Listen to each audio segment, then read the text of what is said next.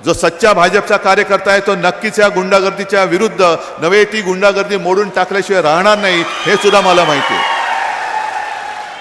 चला आपण सगळे एकत्र येऊन पहिल्यांदा ही गुंडागर्दी मोडून काढूया आणि मग त्याच्यानंतरचे जे आपले वचननाम्यातली जी वचनं आहेत, कालच संभाजीनगरमध्ये मी जाहीर केले, कारण मराठवाडा, विदर्भ, उत्तर महाराष्ट्र कुठे कुठे जिथे जातोय तिकडे एकच सगळ्यांची ओरड आहे, सोयाबीन सोयाबीन सोयाबीनला भाव नाही.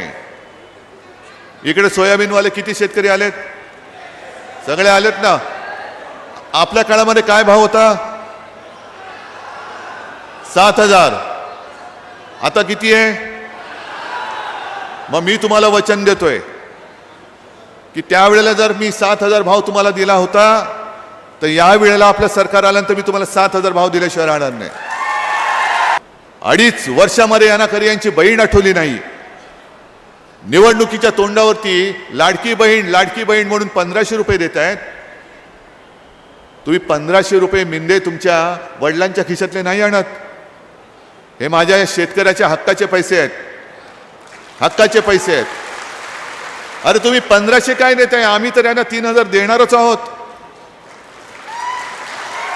पण त्याच बरोबरीने मी महिलांच्या रक्षणासाठी खास महिलांचं म्हणजे पोलीस अधिकारी आणि पोलीस शिपाई सुद्धा असलेली पोलीस स्टेशन सुद्धा मी महाराष्ट्रामध्ये बांधणार आहे. 5 आपल्या जीवनावश्यक वस्तूंचे भाव, तेल, तांदूळ, गहू, साखर, डाळ या सगळ्या वस्तूंचे भाव शेतकऱ्याचं 1 रुपयाचं सुद्धा नुकसान होऊ न देता मी पुढची 5 वर्ष स्थिर ठेवून दाखवणार आहे. किती शेतकऱ्यांची मुलं खरोखर शाळेमध्ये शिकतायत मला सांगा? फी भरू शकताय तुम्ही?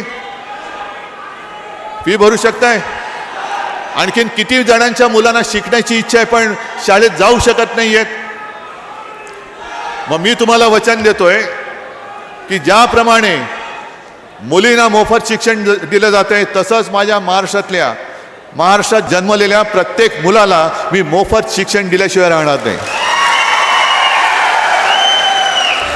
हाती घेऊ मशाल रे, बाप जाळू खुशाल रे.